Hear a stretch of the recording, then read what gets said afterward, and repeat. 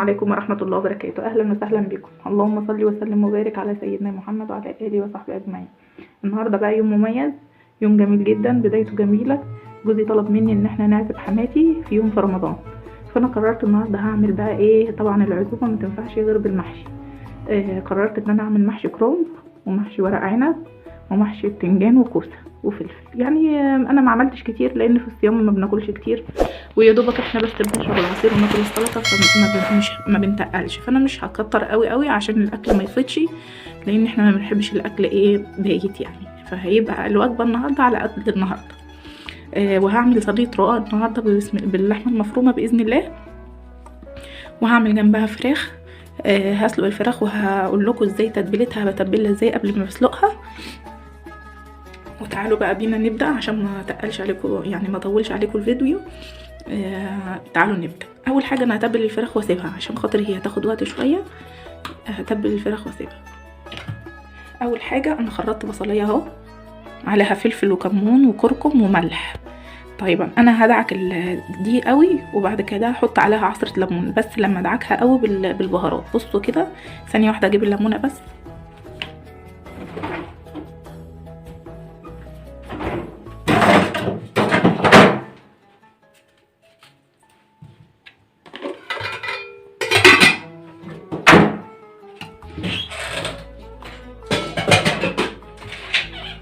ادي البهارات اهي بالنسبه لي.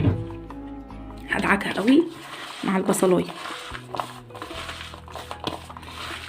طبعا البهارات بالبصل كده لما بيتبل، لما بيندعك بيه كده بالملح والبهارات، بيدي ريحه حلوه جدا. وهحط ده كله على الفراخ. استنوا هجيب بقى طبق كبير شويه عشان اقلب فيه.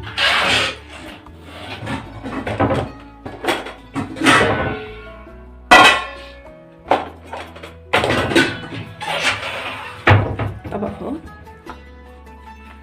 احط فيه الفراخ عشان يبقى بالنسبه لي سهل. وانا بقى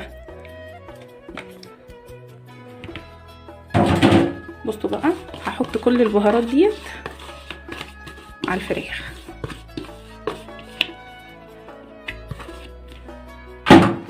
وهقلبه قوي. هقلب الفراخ قوي بالتتبيله دي.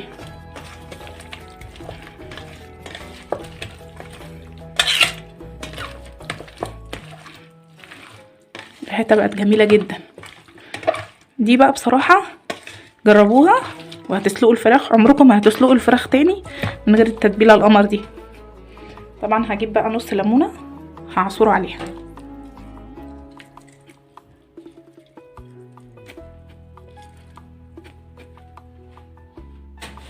اقلبهم مع بعض.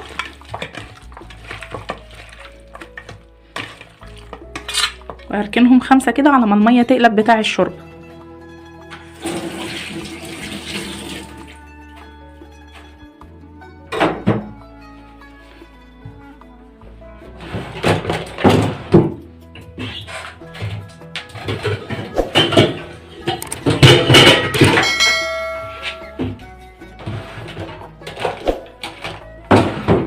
طبعا على نار تانية هولع النار التانية عشان احط الميه عشان اسلق فيها الكرنب.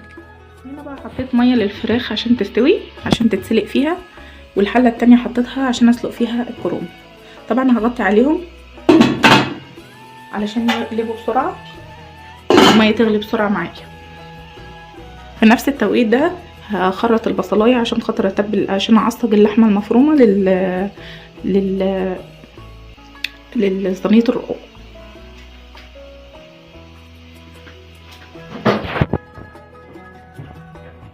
هنا هخرط البصله عشان اعصج بيها اللحمه المفرومه لصينيه الرقاق.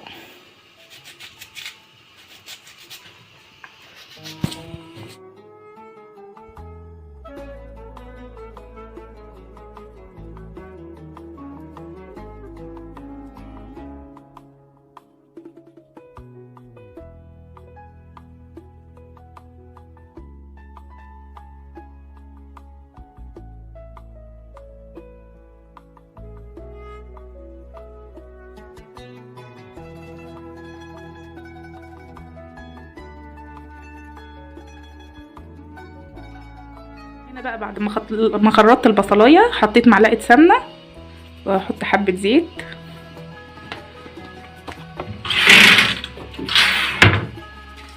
واحطهم على النار. هنا بقى احط في طاسه على النار، احط فيها البصلايه واشوح البصلايه الاول كده.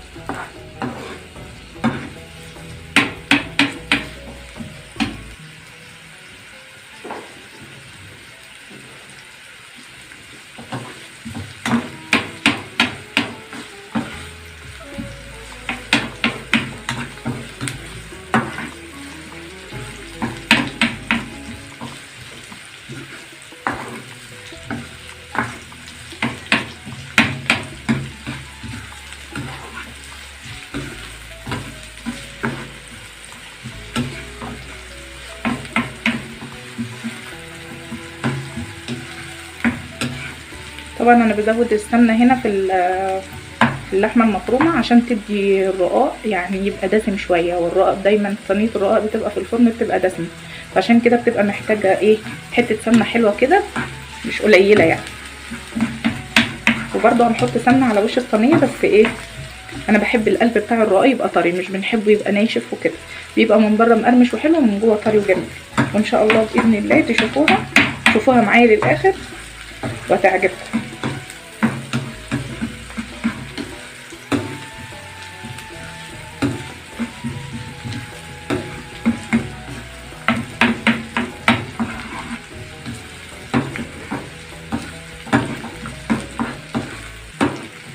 طبعا بقى هنا الطريقه بتاعتي اللي احنا متعودين عليها كل مره، عشان ريحه البصل بدات تطلع اهي جميله، ندعمها كمان بحبه بهارات عشان تحلي ريحتها اكتر.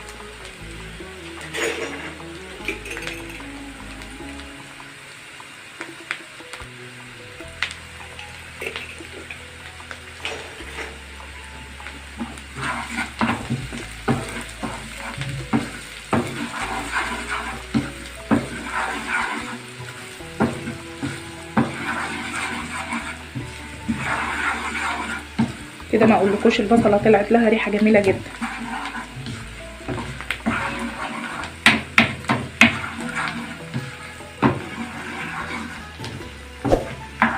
خلاص كده. طبعا اللحمه المفرومه بتاخد سوا شويه يعني عشان تبقى حلوه تحطي قبل ما البصله تصفر، مش هنخلي البصله تصفر قوي، هنحطها تبقى نص يا دوب البصله دبلت وريحتها الحلوه طلعت وحطينا البهارات طلعنا ريحتها الجميله دي، هنحط اللحمه المفرومه اهي.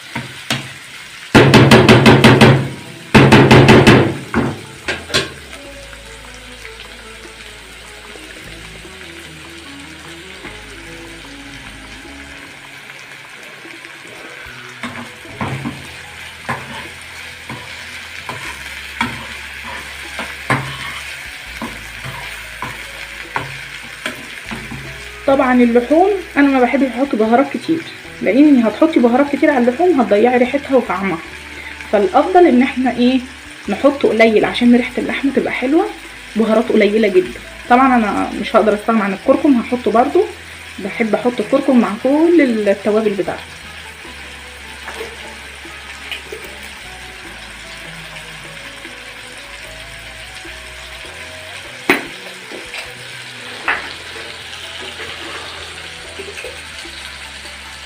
وكمان حبه فلفل وكمون صغيرين خالص.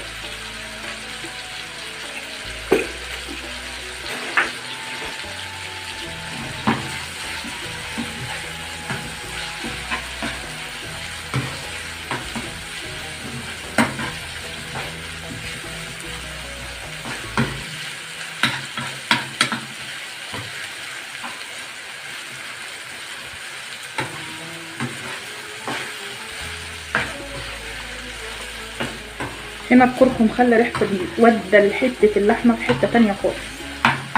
بلاش بهارات كتير على اللحوم ما بتحبش البهارات كتير. عايزه تاكلي لحمه كويسه متحطلهاش بهارات كتير. اولا البهارات بتضيع ريحتها وطعمها وبتغير ملامحها. لما بتقللي البهارات على اللحوم بتديكي ريحه اللحمه وطعمها، تحسي ان انت بتعملي لحمه ببيت.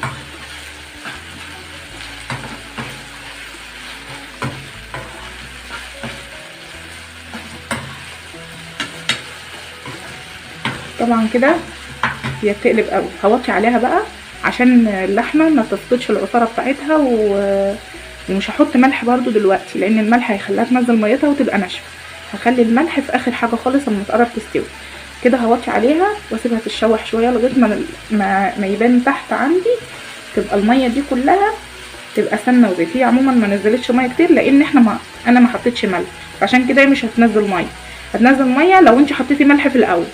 طبعا اهي عشان اضمن ان اللحمه ما تنزلش ميتها ما احطش ملح خالص في الاول، احط الملح في الاخر. ما حطيتش ملح خالص دلوقتي. هقلب بقى اوطي عليها كده. انا وطيت عليها.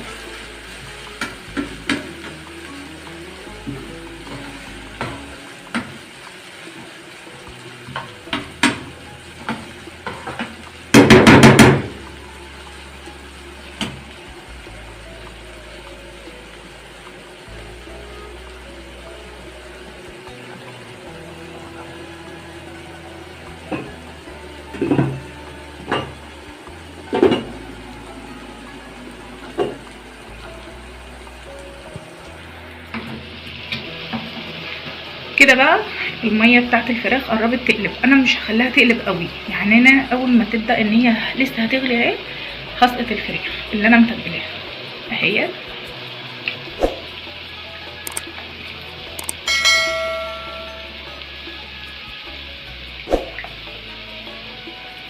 مش هرمي ده، انا هحط التتبيله دي كلها في قلب الشوربه.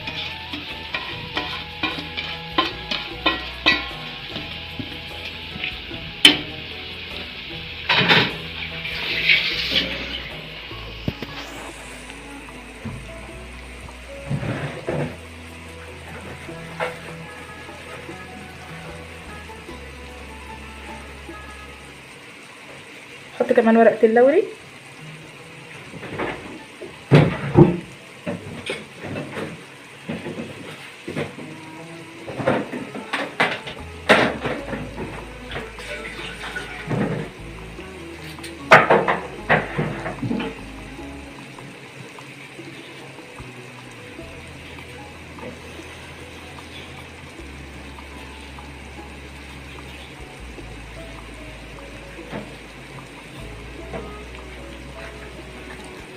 جزرايه اقطعها كده واحطها.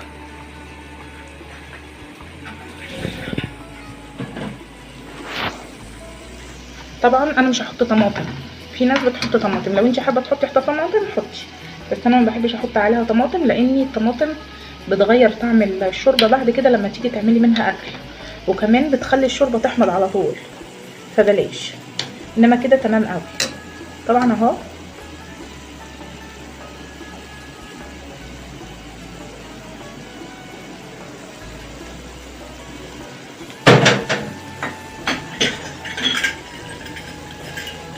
وانا بتبل كنت حاطه ملح برضو. هعمل حسابي عشان ما تحرقش مني قوي.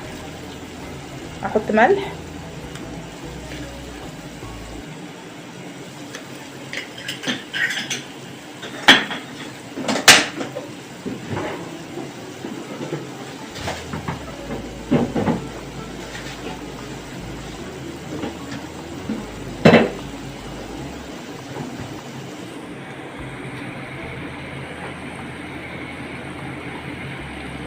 كده.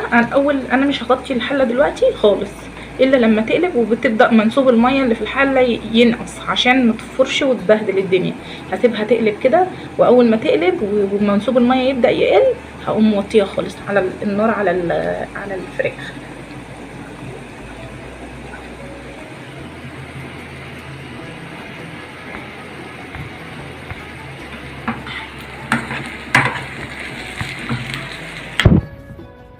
هنا اللحمه المفرومه اهي خلاص استوت معايا. زي ما قلت لكم هي مش هتنزل ميه لان انا هخليها تحتفظ بالميه بتاعتها عشان تفضل طريه. لو حطيتي ملح في الاول هتفقد ميتها وتنزل العصاره بتاعتها وتلاقيها نشفت منك وتلاقيها بتشد في الاكل. لا انا هحط ملح في الاخر. كده استوت هملحها بقى اهي. كفايه كده اهي.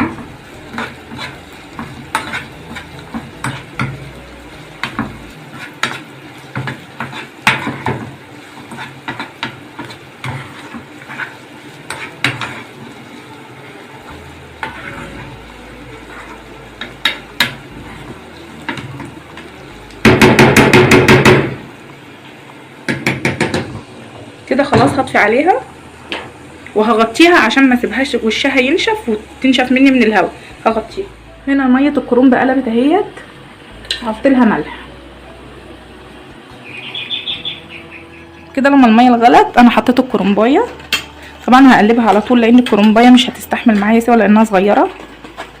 هقلبها على طول.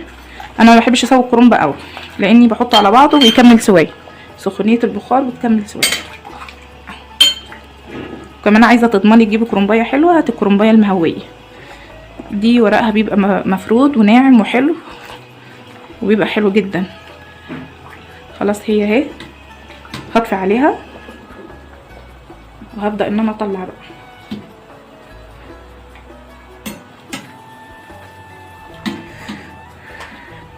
دي كبيره شويه. هجيب الصغيره.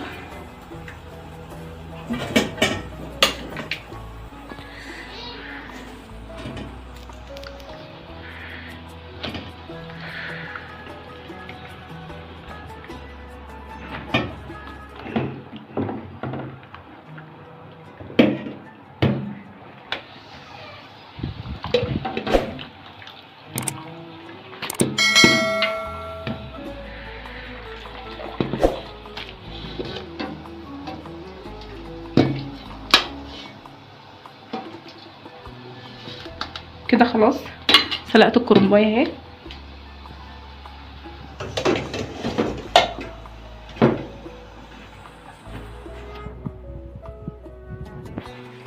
هنا بقى هحط ميه عشان اسلق فيها ورق العنب واولع تاني بقى عشان اسبك المحشي. صينيه كده فيها حبه زيت وحتتين دهن صغيرين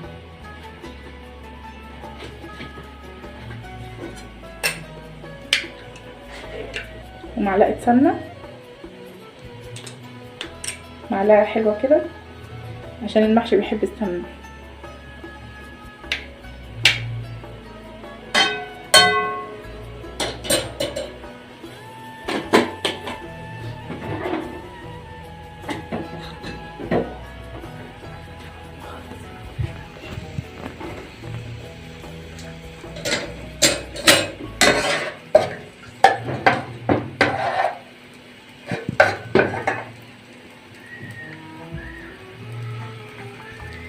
هنا شوربه الفراخ هي بدات توطى خالص.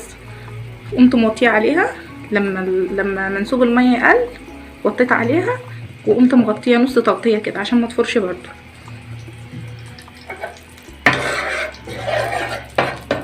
وهنا السمنه والزيت بداوا يسخنوا. اول ما يقدح السمنه والزيت هبدا ان انا احط البصل والفلفل والشطه. قطعت البصل اهي قطع مع الفلفل الاحمر والفلفل الاخضر.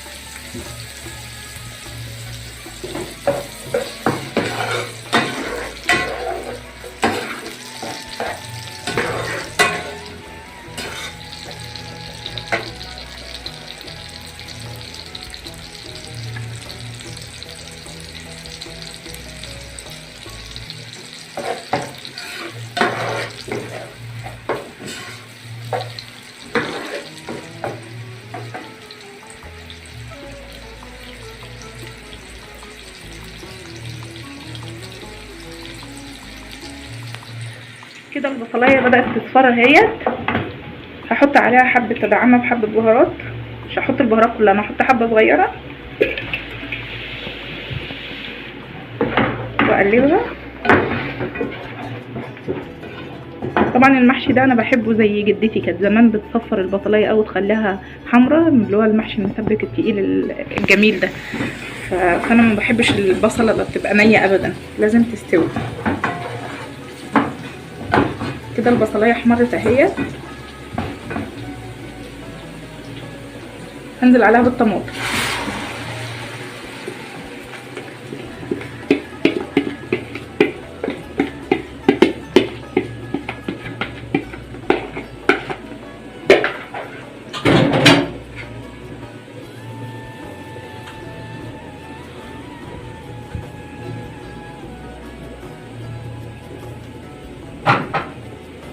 وكمان قطعت طماطمتين اهم زي السلطه، هحطها كمان معايا. انا بحب الطريقه دي. لو انت مش حابه تحطي طماطم قطع كده براحتك، بس انا بحبها بتدي طعم حلو. وكمان بتدي للرز شكل كده، بيحسسك ان هو شكله كده زي بتوع زمان. فبحس ان انا بيتي كده زي بتاع جدتي وجدتك واكلهم طبعا كان لا يعلى عليه. فدي كانت الطريقه دي انا بصراحه كنت متعلماها من ماما وجدتي، وكانوا بيعملوها دايما. هحط البهارات بقى.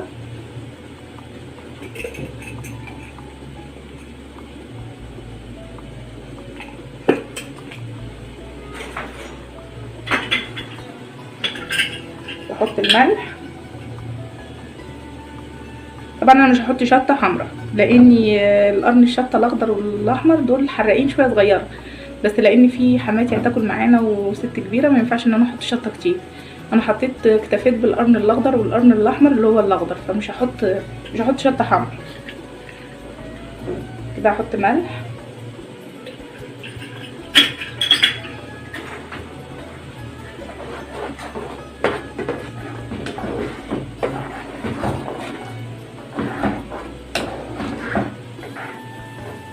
وهسيبه يستبك بقى، وابص على الميه بتاع ورق العنب قلبت. انا شلتها من هنا وحطيتها هنا عشان خاطر اوسع على الصينيه، عشان ما تقعش في الارض.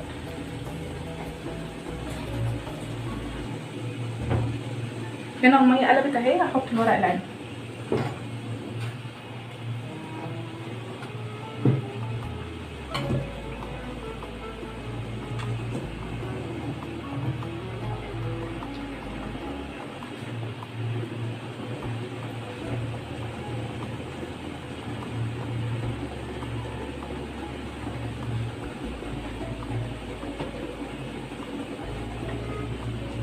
هسيب الورق العنب لغايه ما لونه يصفر ويبقى حلو، مش هستعجل عليه.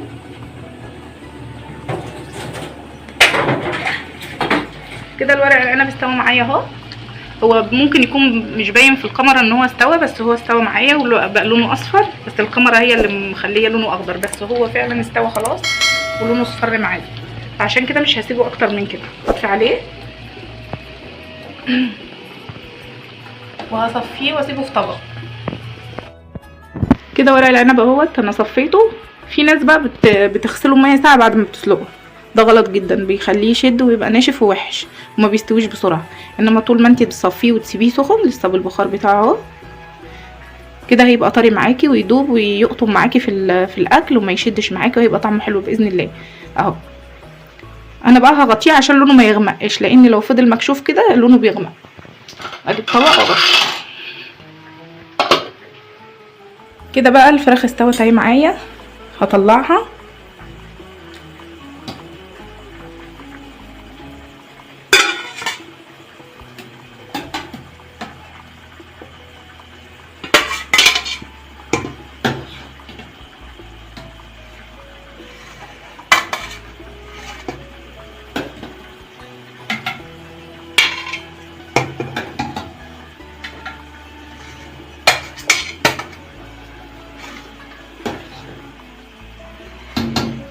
خلاص كده. وفي نفس الوقت هشيل بقى كل الحاجات اللي انا البهارات والحاجات دي عشان ما تبوظش الشوربه معايا.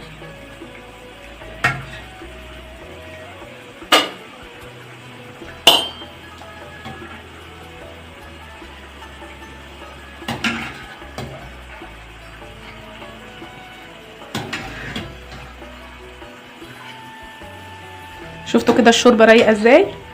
ما ينفعش ان انا اسيب فيها البهارات واسيب فيها الجزر والحاجات، انا عشان تفضل رايقه معايا. هنا بقى ورق الكرنب هقطعه.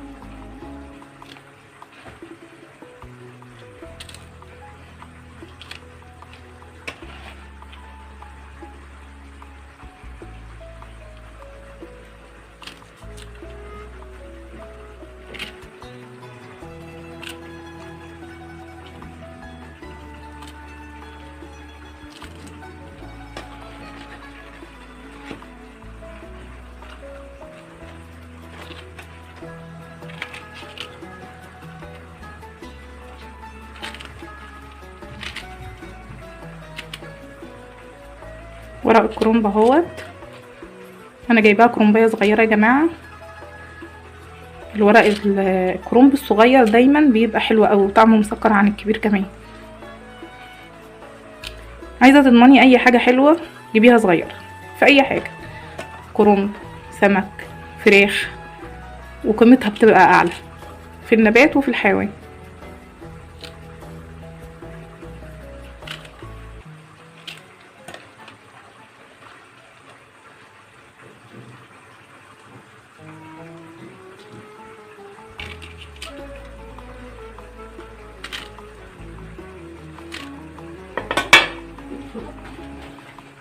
هنا التسبيكه بتاع المحشي هي اتسبكت خالص اهي ونشفت. طالما بقى فيه سمنه وزيت في الجنب كده يبقى كده طماطم نشفت خالص اهي. شفتوا نشفت ازاي؟ لازم تكون ناشفه قوي عشان تخلي الرز احمر وحلو. لو سبتيها نيه او الطماطم نيه هتبقى طعمها مش حلو، المحشي هيبقى طعمه مش حلو. لازم التسبيكه تنشف كده. شايفه نشفت ازاي؟ افضي عليها الرز واشوحها اول لغايه برضو ما ميه الرز تنشف.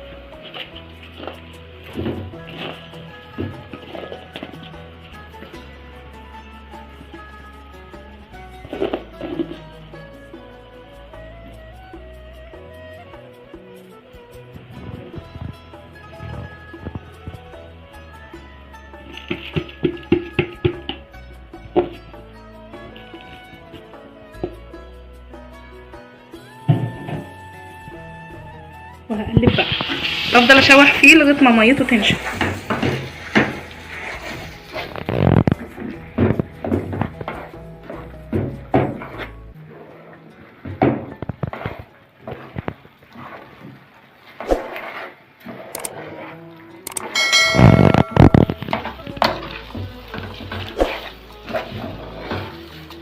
طبعا كده هو فيه ميه لسه، افضل بقى اسيبه كده على النار شويه لغايه ما يشمع كده، الرز يشمع وينشف معاه.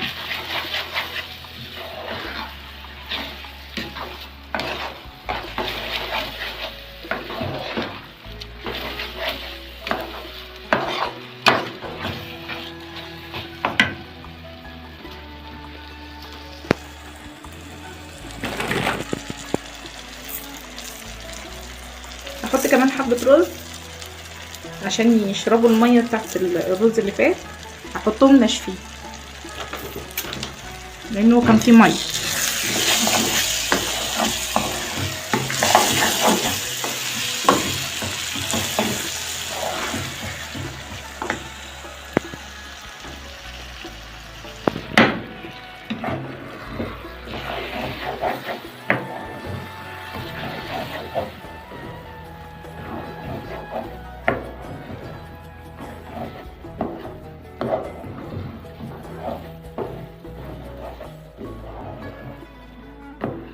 طبعا انا مش هحط الخضره دلوقتي عشان لما بحط الخضره على التسبيكه بتغمق وتتود وتبقى شكلها مش حلو، وكمان بتضيع ريحتها وقيمتها الغذائيه. عشان اطمن انها تبقى تعمل ريحه للمحشي حلوه انا هحطها بعد ما اطفي على الرز، هقلبها بعد ما اطفي على الرز خالص. كده الرز اهو بدا ينشف اهو، نشف معايا مبقاش فيه ميه.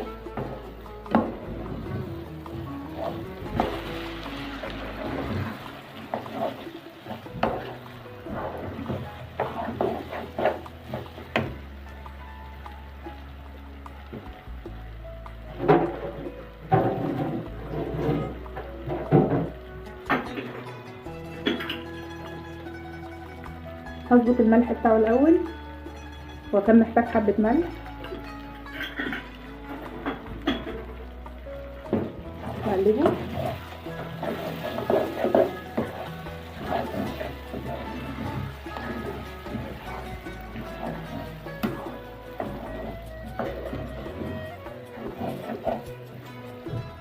كده خلاص نشف، هقطع عليه.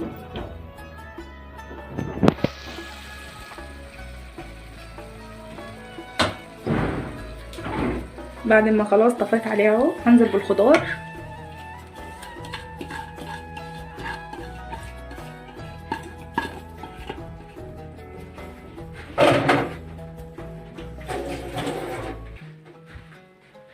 واقلبه بالخضار بقى.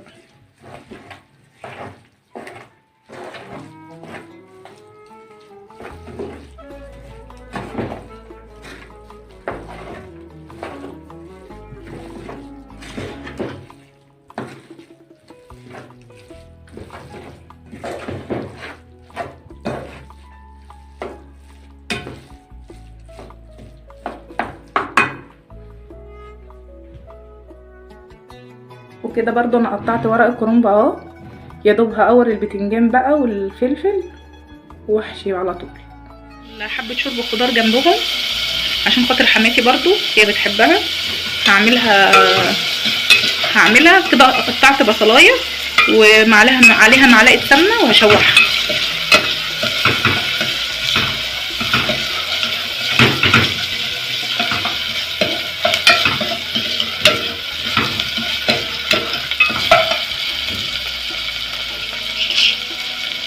وهنا برضو قطعت بسله وطماطم وجزر وبطاطس وكوسه واحطهم فيها، بس لما البصلايه تبدا ريحتها تبقى حلوه. مش هحط على البصله وهي نيه.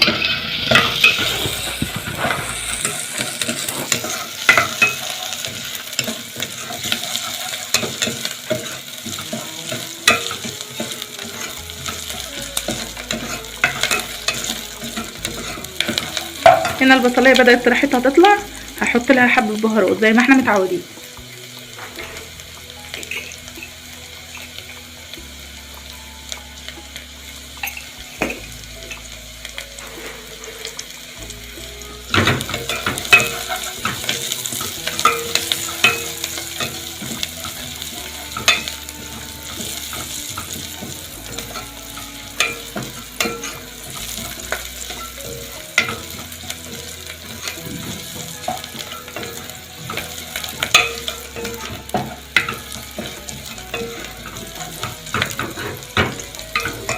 كده بقى البصلايه بدات ريحتها تبقى جميله جدا، هحط عليها الخضار.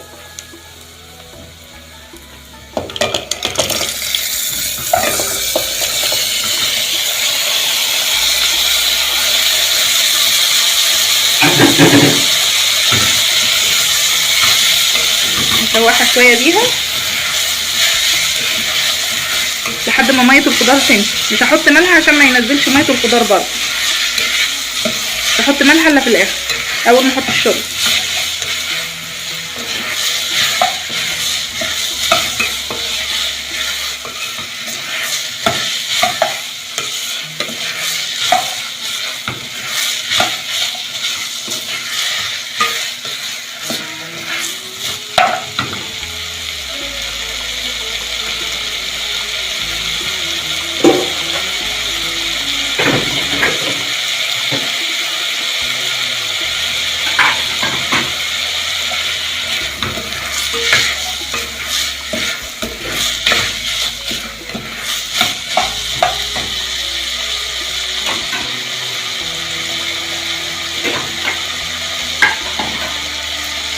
افضل اشوح فيها كده لغايه ما تنشف خالص، بحيث لما اجي احط الشوربه يعني ايه تعمل طشه كده.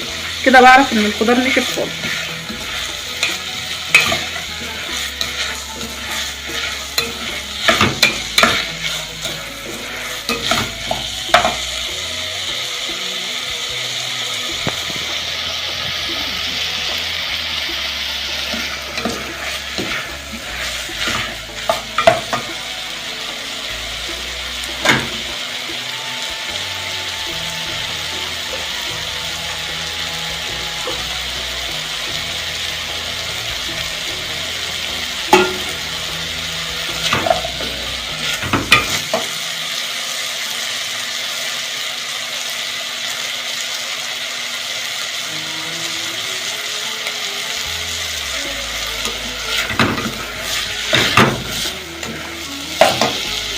دول بقى مغرفتين من مرقه الفراخ اللي انا عاملاها، هحطهم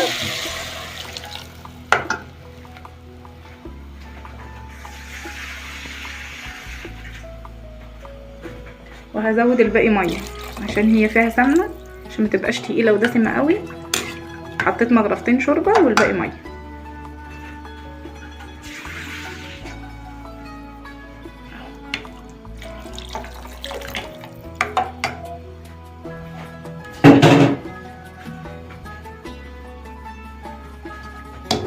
وهغطي عليها نص تغطيه كده.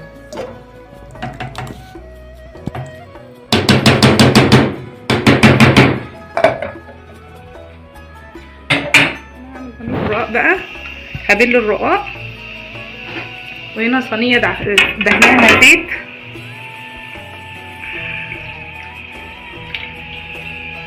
هحط كده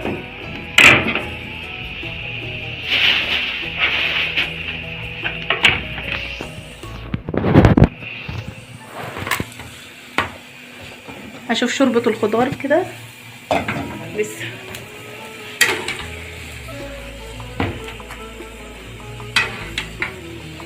انا مش هبل الرقاق قوي لغايه ما يتهري مني، لا انا هبقى في الاخر احط له ايه يعني مغرفه شوربه كده تطريه.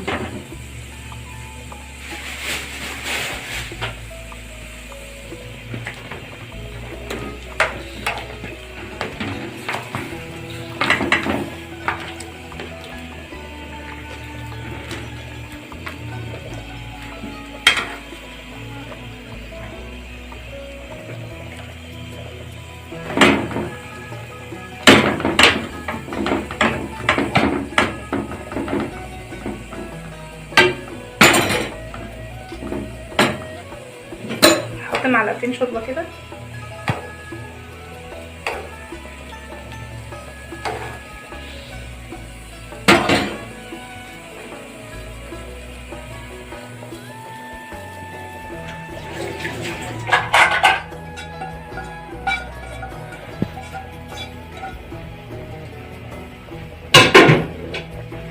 اوزعها كويس.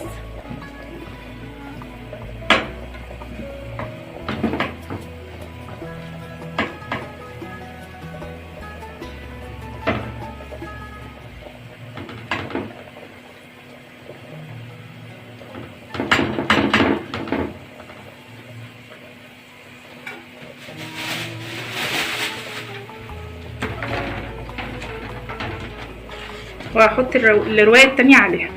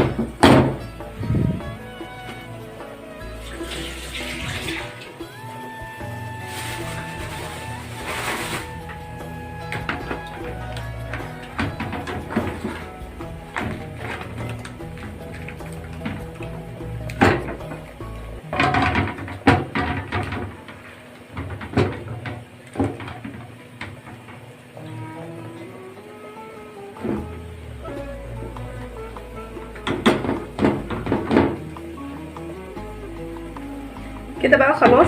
الشوربه اللي انا عملت فيها، اللي انا غرقت فيها الرقاق، مش هرميها. انا هبدا احطها اسقسق بيها كده الرقاق، بس مش هحط كتير، مش هحطها كلها اهوت.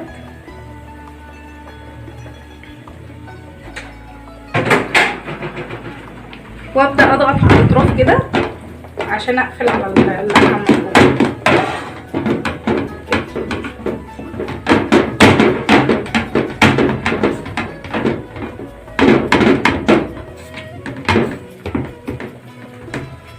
محتاجه شويه كمان عشان الاطراف ما تطلعش ناشفه معايا. الاطراف هتطلع ناشفه، لا انا هحط حبه شويه صغيره عشان الاطراف ما تطلعش معايا ناشفه.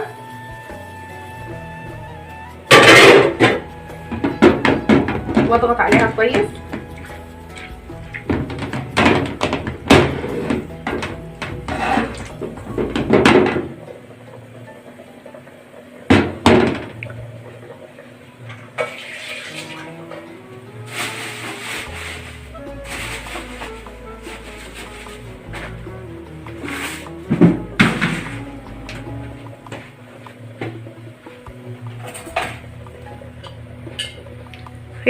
هنا معلقه فيها طبق فيه معلقه سمنه وحبه زيت، احط عليهم حبه بهارات،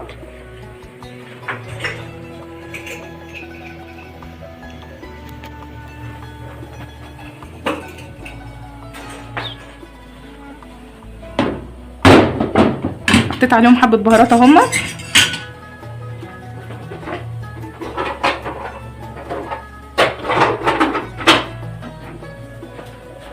واكسر فيهم بيضتين،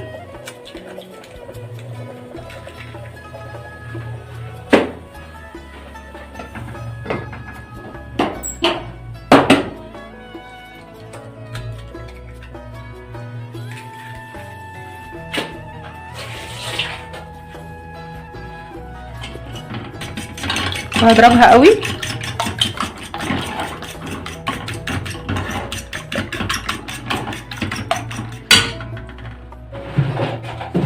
وهولع الفرن عشان يحمى الاول كده.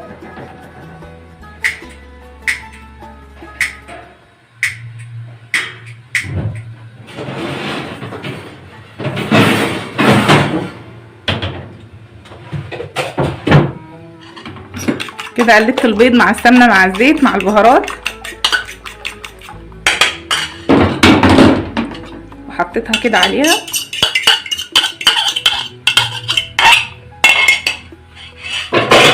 وهوزعها عليها كده.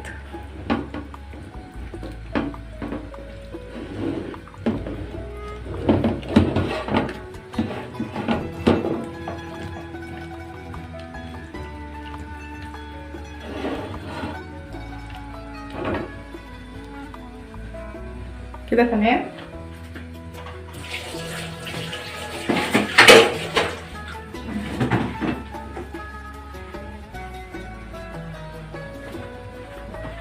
هحطها في الفرن بقى. كده بقى كان المغرب ادن عليا، معلش غصب عني ما قدرتش ان انا اوريكم كل الوصفات كلها مع بعضها.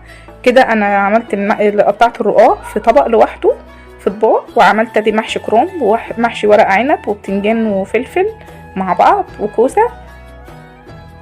ودي الفراخ قدمتها في طبق وحطيت حواليها شيبسي. ودي عملت معاها صينيه كنافه، نص بالزبيب وجوز الهند ونص بالكريمه والكريز. ولو حابين ان انا اعمل لكم الوصفه بتاع الكنافه ديت في فيديو لوحده ابعتوا لي تحت في الكومنتات وانا هقدر اعملها لكم في فيديو منفرد. واخيرا لو عجبكم الفيديو اعملوا لي لايك واشتركوا في القناه وفعلوا الجرس عشان يوصل لكم مني كل جديد. والسلام عليكم ورحمه الله وبركاته.